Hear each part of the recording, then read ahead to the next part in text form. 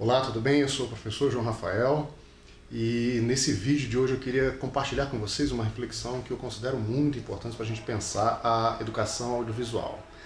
E essa reflexão eu queria fazer a partir da ideia das questões vinculadas ao visionamento ou apreciação fílmica no ensino, né? Ou seja, nos contextos formais ou não formais de ensino.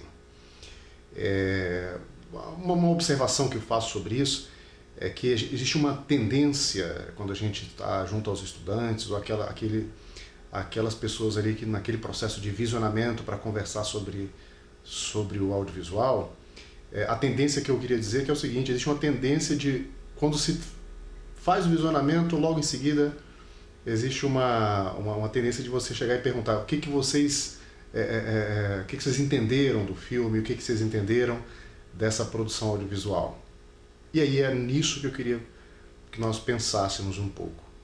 A nossa tradição, quer dizer, a nossa tradição, especialmente a tradição europeia, ocidental, passa muito por uma perspectiva que privilegia os aspectos da cognição, ou seja, aquilo que eu consigo produzir, elaborar, para poder falar sobre um assunto ou algo assim, né?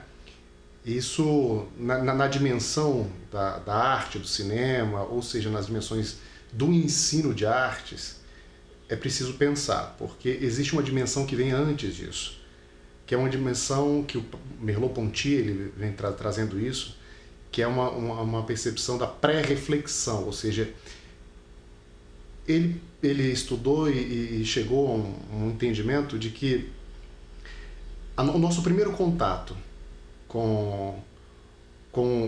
da relação com aquilo que a gente está se propondo a fazer, aquilo que primeiro nos impacta passa inicialmente por muito mais pelas questões vinculadas à questão da percepção, que ele chama da percepção. E a percepção, ela não é uma construção.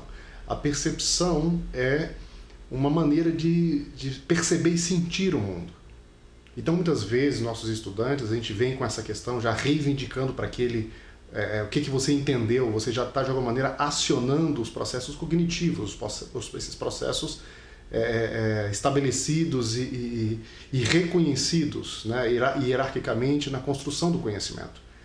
Mas e aquilo que passa pela questão dos sentidos, do sentir, né, do sensível, né? Então eu acho que essa é a reflexão. Será que então o mais adequado é, quando eu estou em processo com meus estudantes, eu, ao final de um filme ou de uma obra audiovisual, perguntar diretamente o que eles entenderam?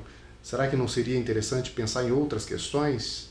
O que vocês sentiram da obra?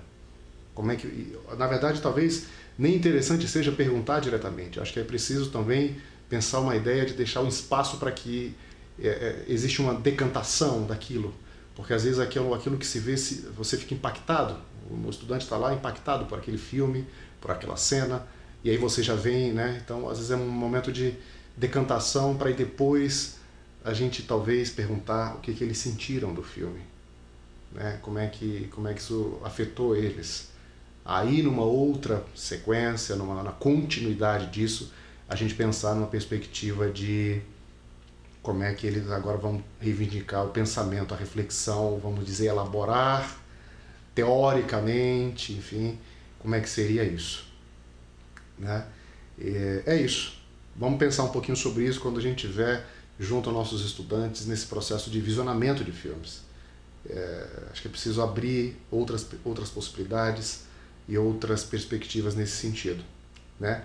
A cognição, embora ela esteja colocada hierarquicamente no nosso processo histórico, é preciso privilegiar também aquilo que está no campo do sensível, que no ensino de artes a gente chama de estesia, né?